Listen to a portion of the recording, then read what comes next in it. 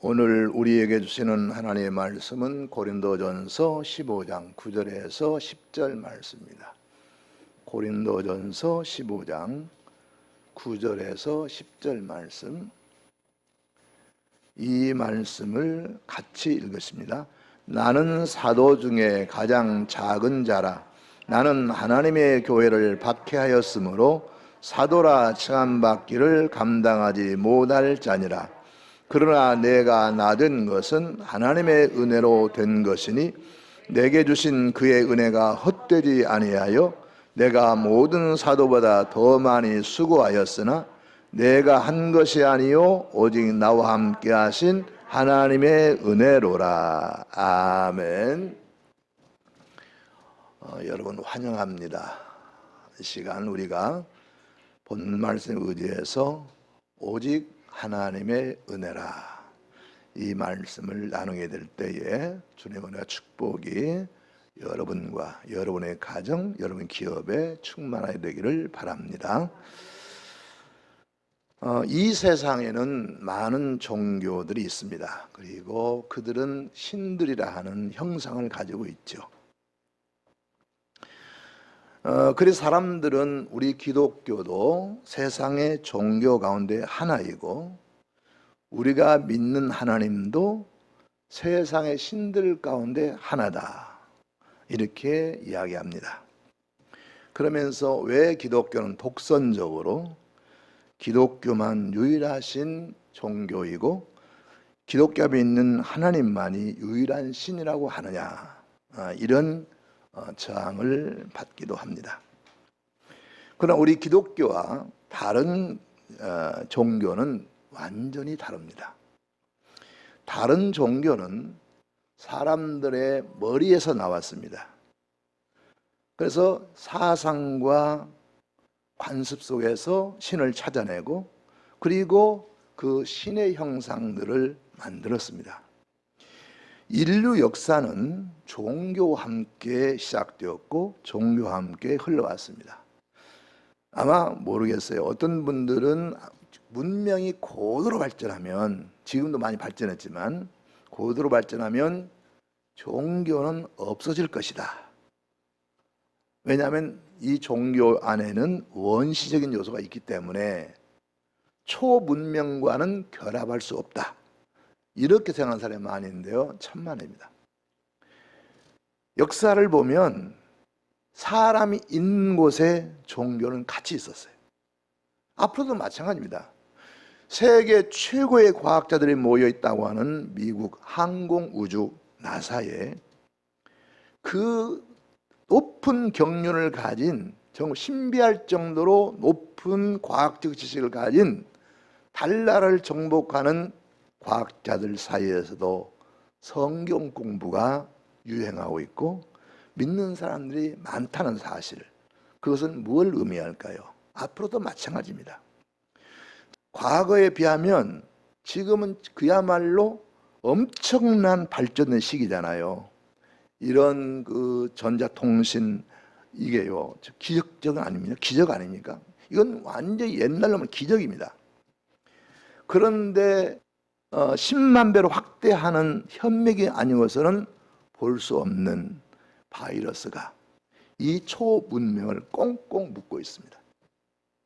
이 전자기기 자동으로, 예를 들어 우리가 일부 예배를 드리고 이걸 켜놓고 합니다. 찬양을 켜놓고 가요. 일찍 오시는 분들은 찬양을 들으라고. 그러면 계속 나오게 돼 있어요. 그런데 누가 손도 안 댔는데 계속 나오고 있는데 도중에 끊어져요. 우리가 와보면 끊어져 있어요. 과학 문명이라고 하는 것은, 그래서 아무리 자동으로 24시간 1년 사실 원리대로 하면 계속 나와야 돼요. 그런데 도중에 뭔가는 모르게 끊어집니다. 그리고 이 휴대폰도 잘 되다가 안 돼요. 그러면 그 상담을 해서 뭐라고 합니까? 휴대폰을 껐다가 한번 켜보세요, 그러거든요. 그러면 껐다 키면 안 되던 건 돼요. 이게 뭡니까? 과학으로만은 해결할 수 없다는 거예요. 그런데 세상의 종교, 세상의 신들은요, 과학적으로 아니면 어떤 정신적으로 어떤 작용을 해서 만들어내진 것입니다. 이게 연약한 사람들이 만들어진 거예요. 그리고 우리가 보는 대로 대부분의 종교들은 신상을 가지고 있어요. 신상을. 우리 기독교는 신상을 가지지 않았다는 것 때문에 약점도 있고 강점도 있습니다. 약점은 뭐냐면 보이면 좀 믿을만 하겠는데 보여야 믿지. 그런데 보이는 것들은 깨부수면 깨지는 거예요. 내버리면 내버려지는 거예요. 아무 생명도 없어요. 그것이 생명이 없다는 증거하거든요. 그래서 우리 기독교는 다른 종교를 부인하지는 않습니다. 다종교 사회에서 민주국가에서 다른 종교 인정합니다. 인정하는데 그 종교들이 긍정적인 기여를 한다는 것. 윤리와 도덕이 있으며 사람에게 선을 가르치고 착함을 가르치고 그걸 인정합니다. 민주사회에서 기여하는 부분이 있습니다. 인정합니다. 거기까지예요. 그 이후에 사람의 운명과 관련해서는 그 종교들은 운명을 바꿀 수가 없어요. 그럼 우리 기독교는 전능하신 하나님이 계시고 그 하나님이 우리와 함께 하십니다. 우리와 동행하십니다. 그래서 새로운 역사가 일어나는 거예요. 그 며칠 전에 얼마 전에 경기도에 있는 남양주 그 천마산 자락에 있는 수진사라는 곳이 불이 났어요. 불이 난 게 났는데 어디가 났냐면 산신각이나 산신각. 여러분 절에 가보면 전이 있고 각이 있죠. 전은 뭐냐면 불교 전례로 내려온 게 전이에요. 대웅전 무슨 전 하는 거. 그런데 예를 들어 산신각, 칠성각 이런 것들은요 불교 고유의 그 시설이 아니고 대한민국 조선에 들어와 보니까 한반도에 들어와 보니까 이 사람들이 호랑이를 믿고 있네. 북두칠성 믿고 있네. 그래가지고 불교가 민간 신앙을 흡수해서 절에다가 이 절로 사람을 이끌어들이고 그 종교심을 조장하기 위해서 절에 들여온 거예요. 그래서 이 불교 고유의 시설들은 전으로 되어 있고 이 그 토속적 이런 그 샤머니즘 이런 것들을 흡수해 드릴 때 이것을 각이라 그랬어요. 그래서 산신각이고 칠성각인데 산신각은 물론 그러니까 이 자연 종교 세상에 많은 종교들은 자연을 때문에 어떤 신비한 그런 것 때문에 많이 생겨나는데 이 산신각의 섬기는 것이 소위 산악의 신들이라 산악의 신. 그래서 산은 우람하고 웅장하고 그리고 어둡고 길을 잃으면 죽잖아요. 큰 나무들이 있고 뭔가 으시시한 면이 있잖아요. 그러니까 산에 신이 있을 거야. 그런데 그 신 중에서 누가 우두머리냐? 호랑이가 옛날에 제일 셌거든 우리나라에서는. 그래서 호랑이 신을 섬깁니다. 여기 이 그림 가운데 호랑이가 지금 이 산신각 그림이에요. 산신각. 호랑이가 여기 들어와 있습니다. 근데 이 산신각이 불을 놨다는 거예요. 그래서 경찰이 잡아서 취조를 해보니까 이 사람이 기독교인인데 개신교 기독교인, 기독교는 캐톨릭도 있고 우리 개신교도 있으니까 개신교 기독교인인데 신의 계시를 받았다 할렐루야 그러더라는 거예요. 그러니까 어떤 개신교인이다 그러는 거예요. 자, 우리가 이 사건에서 두 가지를 볼 수 있는 하나는 뭐냐면 종교는 다르고 우리가 그들에게 영생이 없는 것은 알지만 그렇다고 해서 다른 종교들을 해코지 하면 안 됩니다. 이건 엄연히 실정법 위반입니다. 그들이 우리를 해롭게 하지 않는데 우리가 쫓아가서 그들이 믿는 것에 의해서 해코지 하는 것은 옳지 못합니다. 이건 그리고 실정법 위반이기 때문에 진역을 가야 돼요. 이건 안 되는 일입니다. 윤리 도덕도 안 되는 일이죠. 이러면 안 됩니다. 그런데 또 하나는 뭐냐면 신의 계시를 받았다. 그리고 이런 행태를 보면서 이 산신각에 불을 놓은 사람은 정통 기독교인은 아니다. 왜냐하면 직통계시라고 신의 계시를 받았다. 이걸 직통계시라고 그러거든요. 우리 현대 기독교 지금은요 직통계시가 없습니다. 왜냐하면 이 계시만 해도 차고 넘쳐요. 여기에 완벽한 하나님의 뜻이 다 들어있어요. 개인이든 나라든 세계든 모두 운명이 여기에 계시되어 있어요. 그렇기 때문에 이 계시로 충분하거든요. 그리고 지금은 이런 직통예식이 없단 말이에요. 근데 이 직통예식을 주장하는 사람들은 이단들이기 때문에 이것은 기독교의 잘못이다. 기독교인들이 잘못 가르쳤다 하는 것은 옳지 않다. 제가 여러분들에게 분명히 다른 종교 우리 교회는 다르다고 얘기했고 우리 기독교는 구원이 있지만 다른 게 없다고 얘기를 하지만 그러니까 그 절들을 부셔라. 그 사람들 행패를 부리라. 그렇게 말한 적 있습니까? 분명히 저는 달라요. 우리 기독교는 구원이 있어요. 그렇지만 다종교 사회에서 민주사회에서 어떤 문제든지 폭력적으로 해결하는 옳지 않습니다. 만약에 이번에 우리가 코로나 때문에 이 집합 예배를 잠시 중단해 주세요 할 때 우리 협력을 했어요. 그런데 아무 이유도 없어요. 코로나도 아니고 다른 이유도 없는 정부에서 예배 모이지 마세요. 이런 행정명이 내려오면 우리는 어떻게 하죠? 안 되지요. 왜 우리가 그건 헌법 위반이에요. 종교의 자유가 있는데 그리고 우리가 모이겠다는데 왜 반대합니까? 다만 코로나는 우리가 모여서 이것을 확산시키게 되면 다른 사람이 죽게 되니까 그래서 우리가 좋다 우리도 자발적으로도 그렇게 할 수 있지만은 정부가 이유도 없이 그런 것도 아닌데 정부 명령으로 예배 모이지 마시오. 그러면 그때는 우리가 목숨 걸고 싸워서라도 나와야 됩니다. 아멘? 네. 그렇기 때문에 다른 종교들을 우리가 폭력으로 하는 건 옳지 않습니다. 정말로 폭력을 써야 되고 무력을 써야 할 때는 그런 때예요. 믿음의 사람들이 어떤 경우에도 폭력을 도모는 안 되는 겁니다. 우리는요 이렇게 보이는 신상은 가지고 있지 않아요. 우리 개신교회는요 깨끗합니다. 성지순례 가봤더니요 옛날 소아시아 교회들을 돌아봤는데 거의 맨날 기념교회도 다 세워져 있어요. 그런데요 도대체 여기가 뭐 하는 거야? 한국 무당집 아니야? 그럴 정도로 온 천지 사방에 형상들로 가득해요. 심지어 여기 그 높은 건물에 이 앞에 십자가 있는데요. 그 주변에도 베드로도 앉아 있고 누구도 앉아 있고 그냥 막 쫙 온 교회 이 형상이 가득합니다. 그래서 우리는 아이고 그런데 예배 못 드리겠더라고. 왜냐하면 도대체 이게 분간이 돼야죠. 그러나 우리 하나님은 형상을 만들어서 거기에 갇히는 분이 아니에요. 하나님은 영이시기 때문에 어디에나 계시지만 우리 안에도 내주에 계십니다. 우리와 함께 동행하십니다.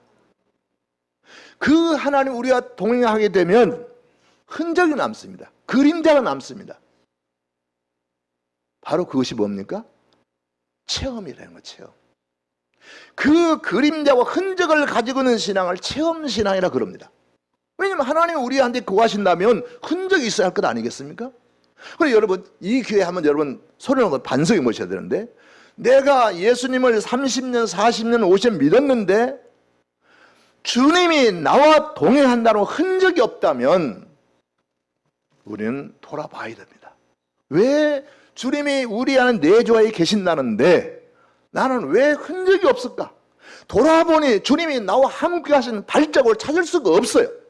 그러나 기독교는 그 발자국, 그 흔적, 그 체험을 가지게 되는 것입니다. 그래서 우리 기독교인은 날마다 우리 삶 속에서 주님을 느낍니다. 체험이 있습니다. 순간마다 날마다 주님과 동행하는 것을 깨닫게 되는 것이죠. 자, 오늘의 본문 말씀은요 고린도서 15장 9절 10절 말씀인데 물론 고린도서 15장은 예수님의 부활을 증거하는 부활장이라고 그럽니다. 그런데 이 부활장에 이 앞부분에서 사도 바울은 부활하신 예수님을 본 사람들을 열거합니다. 누구도 봤고 누구도 봤고 누구도 봤고 500의 형제도 봤고 쭉 열거를 해요. 그런 다음에 무슨 얘기냐면 만삭되지 못하여 난자 같은 내게도 보이셨느니라. 그럼 만삭되지 못한 내게도 보이셨는데 내가 어떤 사람에게 부활한 주님을 보았는가? 나는 누구인가를 설명을 합니다. 나는 누군가 설명하면서 뭐라고 했냐면 나는 사실 예수님의 제자도 아니었고 오히려 예수님을 잡아 죽인 유대교인들이 신봉하는 철저한 율법주의자였습니다. 예수님과 그 제자들이 율법을 어긴다고 예수님을 죽였고 제자들을 잡아들이려고 했고 교회도 적대했습니다. 그러나 나는 그 앞줄에 서서 교회를 박해하고 성도들을 잡아가두고 죽이고 하던 내가 이제 변해서 복음을 전하는 사람이 되었고, 복음 때문에 내가 박해를 받는 사람이 되었고, 땅 끝까지 복음을 전하는 사람이 되었습니다. 사도들보다도 이 일을 더 열심히 했고 더 많이 했습니다. 그러면 이것이 자랑이 될까 봐 그렇게 얘기합니다. 그러나 내가 이렇게 각 곳에 복음을 널리 전할 수 있었던 것은, 주님의 큰 일을 감당할 수 있었던 것은 내 힘으로 한 것이 아니라 주님의 은혜로 한 것입니다. 오직 주님의 은혜입니다. 이렇게 고백하는 걸 볼 수 있어요. 그러니까 예수님 부활을 부인하고 부활을 믿는 제자들을 핍박하고 잡아 죽이고 하던 이 사도 바울이 180도로 확 바뀌어가지고 이제는 자기가 핍박하던 예수를 믿는 사람이 되었고, 핍박받는 사람이 되었고, 핍박하던 복음을 전하는, 이렇게 완전히 달라진 사람이 되었다는 사실을 사도 바울은 이렇게 간증을 하고 있는 것입니다. 사도 바울이 이제 확 바뀌다고 그랬죠. 과연 도대체 어떤 사람이었는데 그가 그렇게 바뀌었을까? 보십시다. 첫째, 한번 이 부분 읽어봅시다. 사도 바울은 정통 유대인이지만 기독교인으로 바뀌었습니다. 아멘.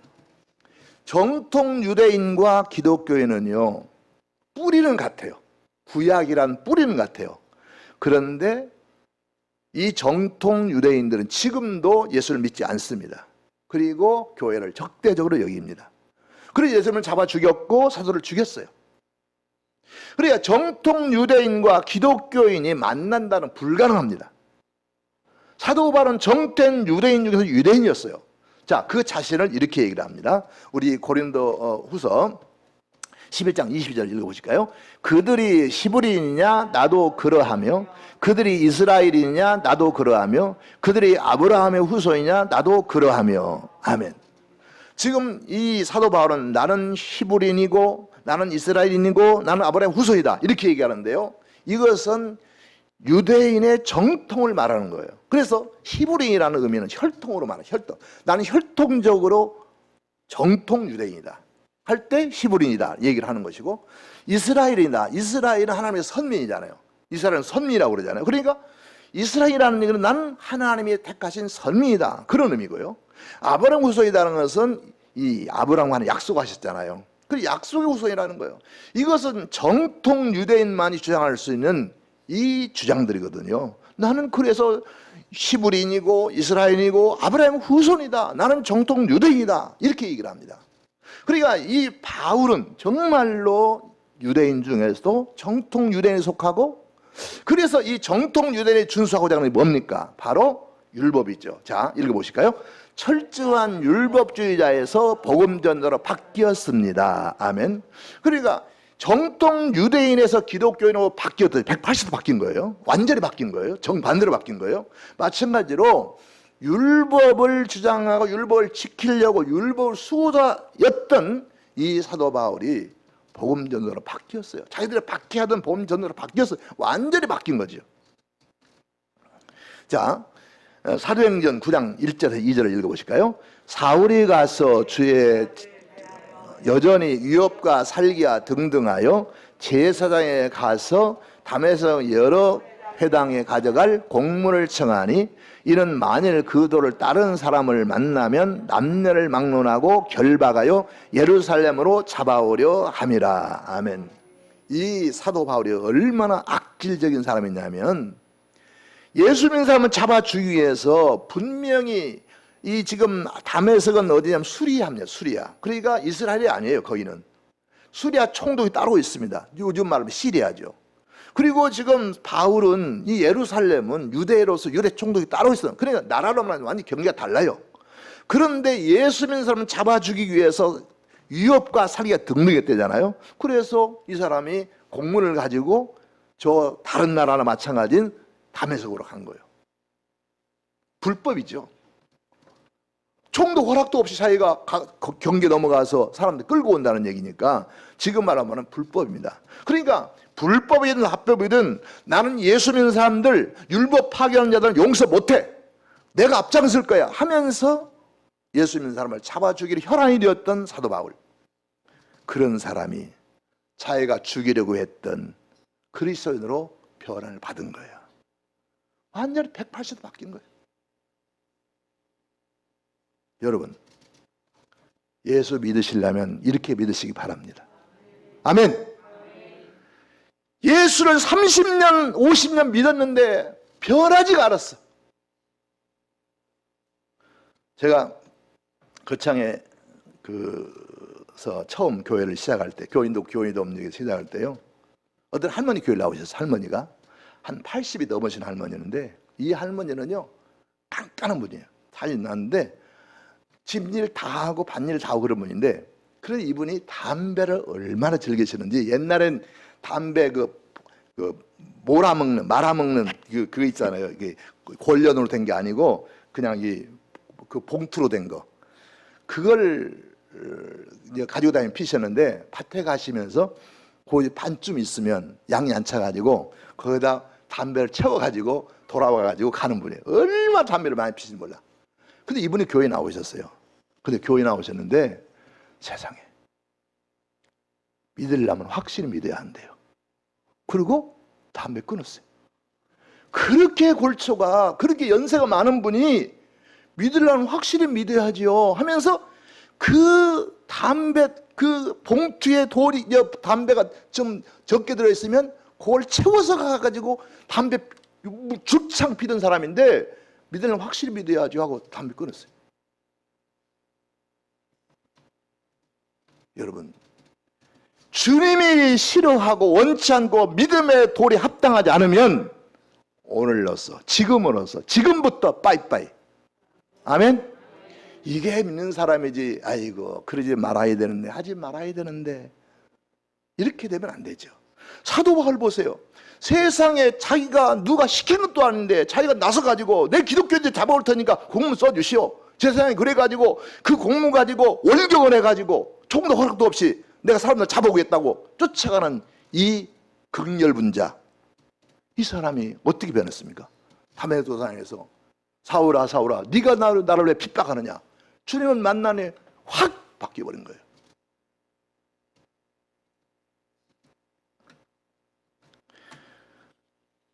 철저한 기독교인으로, 율법주의자에서 철저한 기독교로 바뀌었습니다. 그리고 이렇게 바뀐 다음에 사도 바울이 어떻게 살았느냐, 고린도후서 11장 23절 27절을 보면요, 바울은 사도가 아니다 비난하는 사람들, 그런 사람들에게 내가 걸어온 길, 내가 복음을 위해서 수고한 것을 일일이 아니지만 밝히는 부분이 바로 이 부분인데요, 이 부분을 한번 봅시다. 23절을 봅시다. 내가 수고를 넘치도록 하고 옥에 갇히기도 더 많이 하고 매도 수없이 맞고 여러 번 죽을 뻔하였으니. 아멘. 무엇을 위해서요? 복음을 위해서, 복음을 전하기 위해서. 그렇게 복음을 저주하고 믿는 사람들을 죽이려고 혈안이 되었던 사도 바울이 주님을 만나고 변화된 다음에는 도리어 복음을 위해서 이렇게 수고를 넘치도록 했다. 옥에 갇히고 더 많이 했다. 이 말은 바울 사도는 사도가 아니다라고 하는 사람들에게 하는 말이에요. 베드로보다도, 말은 누굴 지적 안 했지만 베드로보다도, 그 어떤 사도보다 내가 더 많이 내 수고를 했다, 더 많이 갇혔다, 매도 수없이 하고 여러 번 죽을 뻔하였으니, 이런 헌신을 한 거예요. 얼마나 변화된 증거로서 정말 우리에게 도전을 주고 있는지 모릅니다. 자, 24절 보실까요? 유대인들에게 40에서 하나 감한 매를 5번 맞았으며. 아멘. 5번 맞았대요. 39대씩 5번 맞았대요. 그래, 한 곳에 맞는 게 아니에요. 여기서 맞고 저기서 맞고 5번을 39대를 맞았어요. 그 법에 40대를 못 치게 돼 있어요. 왜냐하면 40대 치면 죽거든요. 그래서 39대 감치도록 했는데 최대한 매를 많이 맞았다. 자, 다음에 25절 봅시다. 3번 태작으로 맞고 1번 돌로 맞고 3번 파선하고 일주일을 깊은 바다에서 지냈으며 하면 목숨을 걸었다는 거예요. 예수님을 전하기 위해서. 이렇게 변했어요. 자, 26절. 여러 번 여행하면서 강의 위험과 강도의 위험과 동족 위험과 이방인의 위험과 시인의 위험과 광야의 위험과 바다의 위험과 거짓 형제 중에 위험을 당하고 하면 이게요. 이게 그냥 하는 말이 아니에요. 제가 터키를 성지순례 갔는데요. 와, 넓은 땅이에요. 그 터키 내에서 움직일 때 버스를 타기도 하지만은 관광버스를 타기도 하지만은 어떤 데는 비행기도 탑니다. 그만큼 넓어요. 국내선을. 그런데 높은 산이 있지요. 그리고 강이 있지요. 광야가 나오지요. 그러니까 이런 위험을 감수하고 그냥 다닌 거예요. 산 넘어 다니고 강 건너 다닌 거예요. 그러니 목숨을 완전 내놓은 거죠. 자, 27절 봅시다. 또 수고하며 애쓰고 여러 번 자지 못하고 줄이며 목마르고 여러 번 굶고 춥고 헐벗었노라. 아멘. 그야말로 고생, 세상에 사람이 태어나서 할 고생은 있는 고생은 다 한 거예요. 왜? 복음 때문에.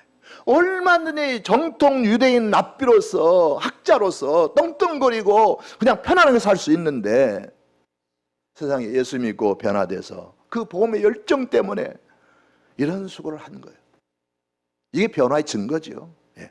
변했으면 증거가 있어야 되는 거 아니겠습니까? 그런데 이것만이 아니에요.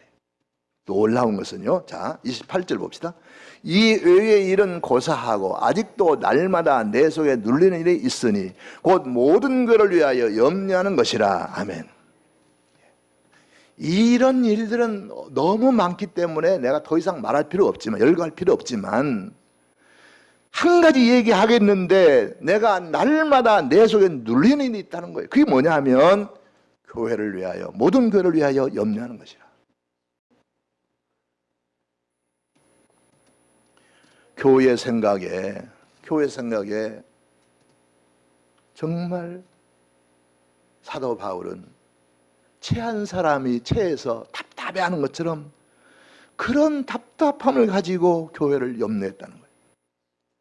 여러분, 여러분들은 주일날 교회에서 예배 들어가시면 일주일 동안에 교회 생활을 몇 번이나 하십니까?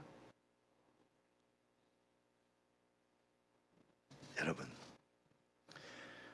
내가 몸된 교회를 통해서 구원을 얻었고 주님의 몸된 교회를 섬기는 자라면 마땅히 교회를 생각하고 염려해야 됩니다.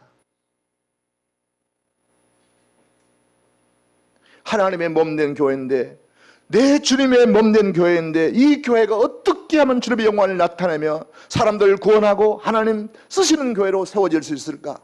염려하는 마음 우리에게 있어야 할 줄로 믿습니다.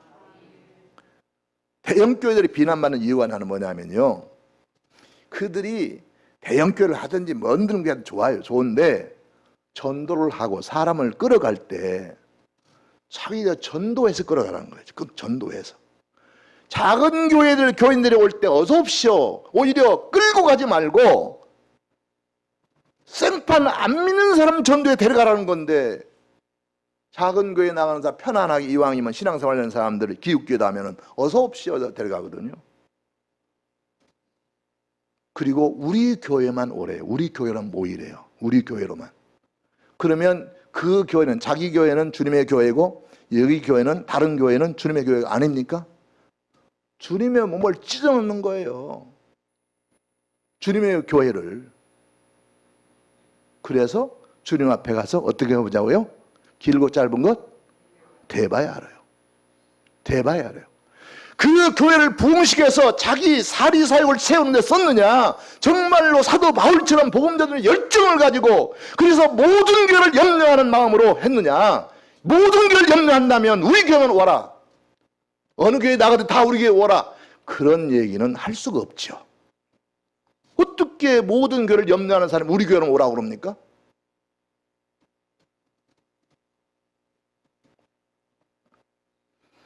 자, 29절 보실까요? 누가 약하면 내가 약하지 아니하며 누가 실족하게 되면 내가 애타지 아니하더냐. 아멘. 여러분, 여기서 우리가 사도 바울의 기독교인됨의 진면목을 보여줍니다. 사도 바울은 자기가 개척한 교회만이 아니고 자기가 전도한 사람은 아니고 모든 교회, 모든 교인을 염려했어요.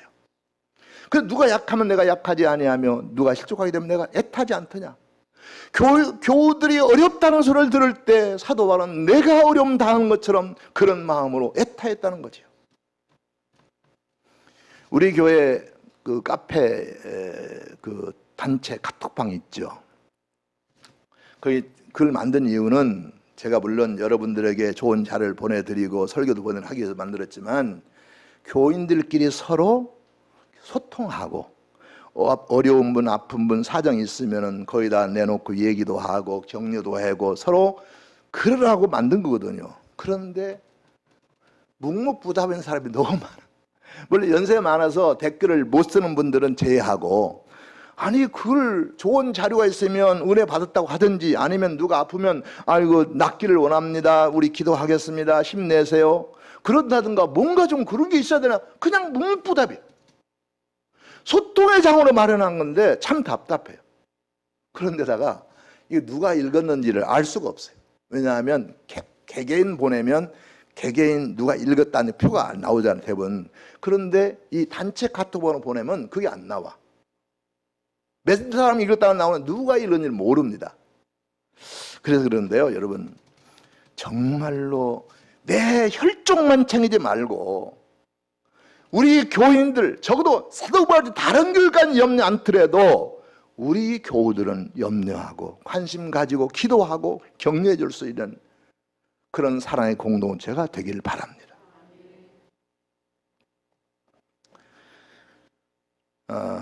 우리 기독교인들은 체험 신앙이라고 그랬죠. 어거스틴 얘기를 좀 해보겠습니다. 어거스틴, 원래 이분은 정식 발음은 아우구스티누스인데 처음에 한국에 이분을 소개하는 사람이 어거스틴이라 그래가지고 우리 한국 교회는 전부 어거스틴을 합니다. 그래서 어거스틴을 했는데, 이분은 이제 성자 어거스틴이라고 그래요. 얼마나 믿음이 좋은 사람. 그런데 사실은 이 사람이 그렇지 않았어요. 이 사람은 믿는 어머니와 이방 종교를 가진 아버지 밑에 태어납니다. 그런데 아들이서 그런지 엄마 말을 안 들어요. 그리고 아빠 말을 듣고 아빠를 따라가면서 이방 종교를 섭렵을 해요. 뭐 이런 다른 종교들을. 엄마가 기도하면서 아무리 엄마 그런 말을 듣지 않아요. 그리고 그런 종교에 섭렵하죠. 철학도 이 철학에다 저 철학에다 옮겨다니죠. 그리고는 17살에 부모 허락도 없이 동거를 합니다. 17 소녀인데 동거를 해요. 그러니까 너무 실망이 돼가지고 부모 연이 끊어집니다. 우리도 그러잖아요. 우리 호부적 파내버린다고 그러잖아요. 그런데 부모이 떨어집니다. 그런데 엄마는 자식은 부모를 떠날 수 있지만은 엄마는 자식을 못 버리잖아. 그 자식을 위해서 끊임없이 기도해요. 그 어머니가 모니카인데 기도합니다.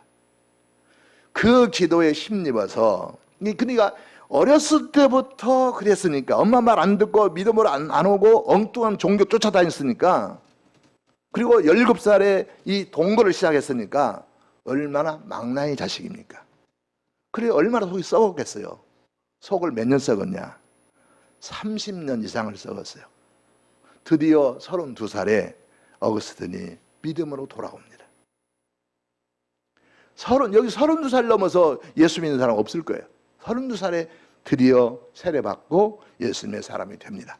그런데 그렇게 이방경을 쫓아다니고 이 철학에 묻혀 살던 이 어거스틴이 주님을 믿기로 32살에 세례를 받은 이후부터는 그 삶이 확 달라져 가지고 후대 사람들이 성자 어거스틴이라 부를 정도로 그렇게 위대한 인물이 됐어요. 교회의 큰 일꾼이 됐어요. 기독교 작품들을 많이 남겼어요. 이런 겁니다. 진리를 알기 전에는 엉거주춤했지만은 진리 안 닿으면 그냥 직진을 하는 거예요. 직진하는 거예요. 그래서 그 후대 사람들이 오죽하면 얼마나 잘 믿었으면 성자 어거스틴이라 이렇게 불러주겠습니까? 오늘 주보에 나온 분 있죠. 유태영 장로님. 이분은 제가 동영상을 여러분들에게 다운받아가지고 유튜브 상관없이 그냥 직접 볼 수 있는 데 보내드릴 건데, 이 다른 교회에서 이 간증한 화면을 가지고 왔는데요.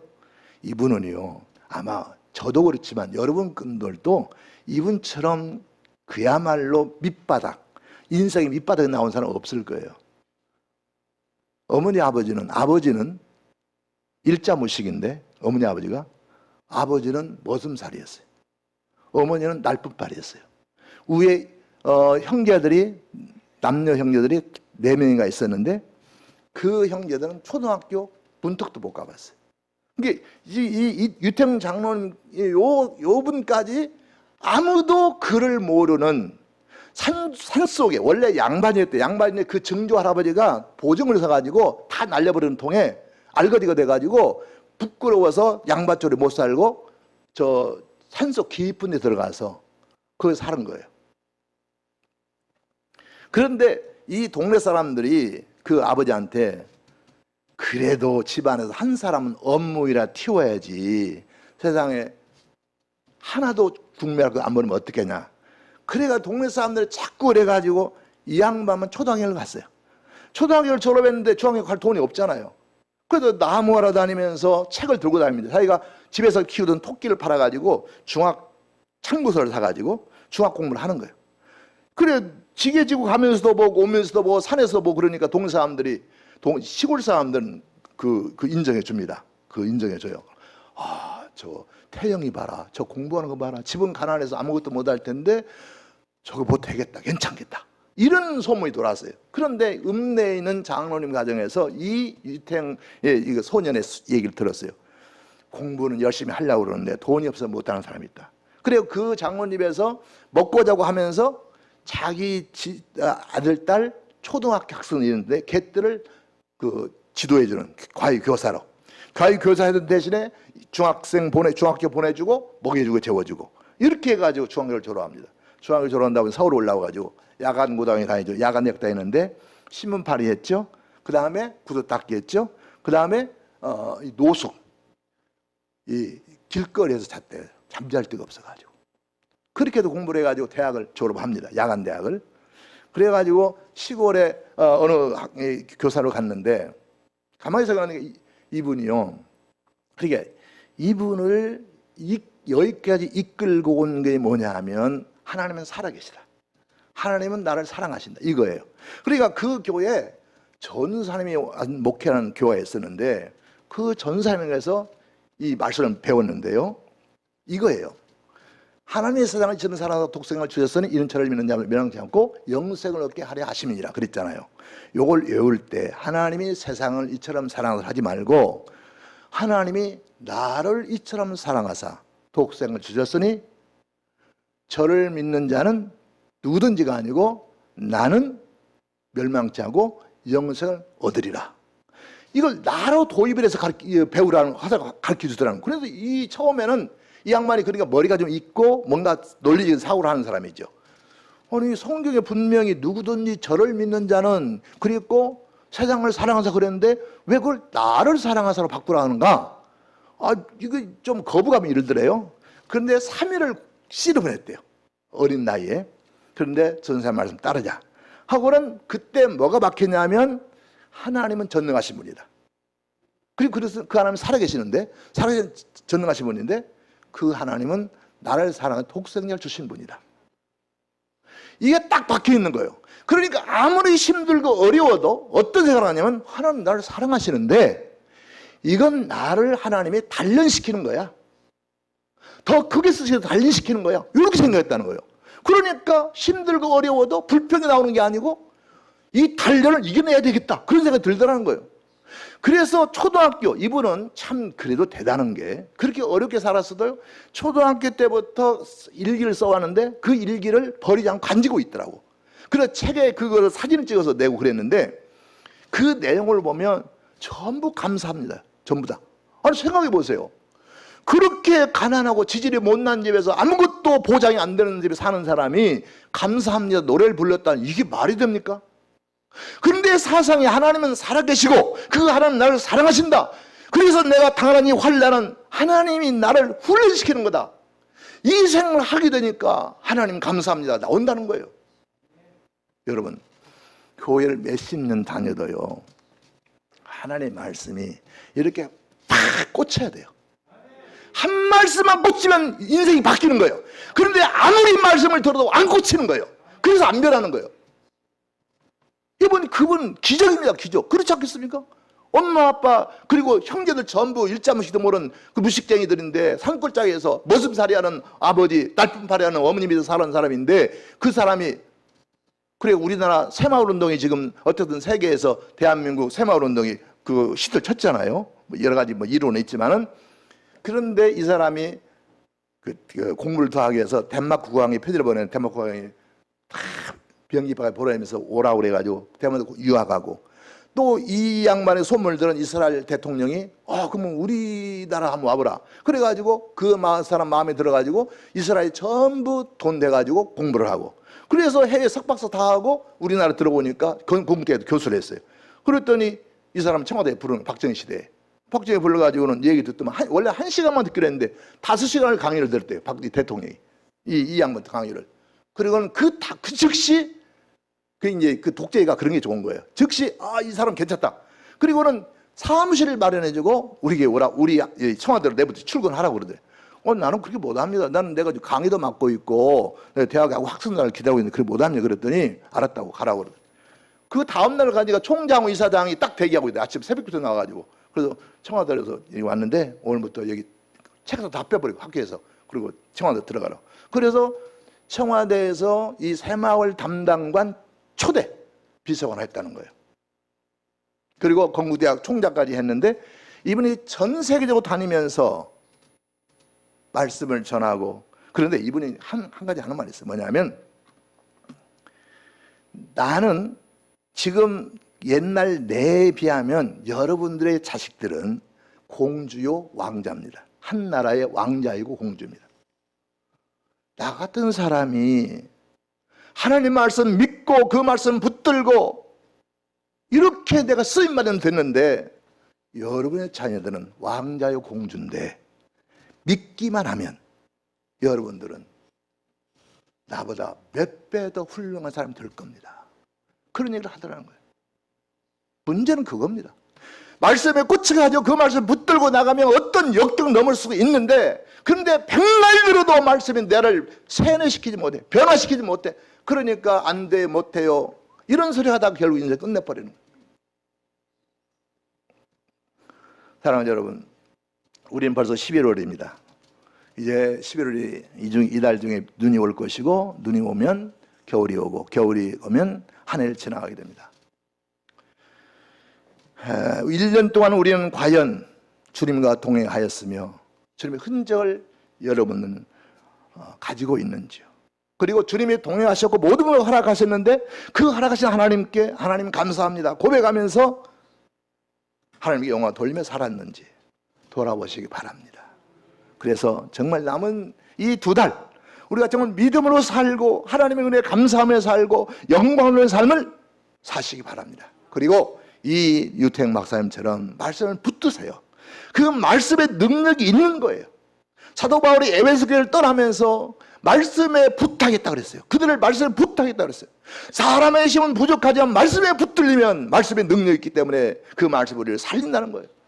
우리를 도우신다는 거예요.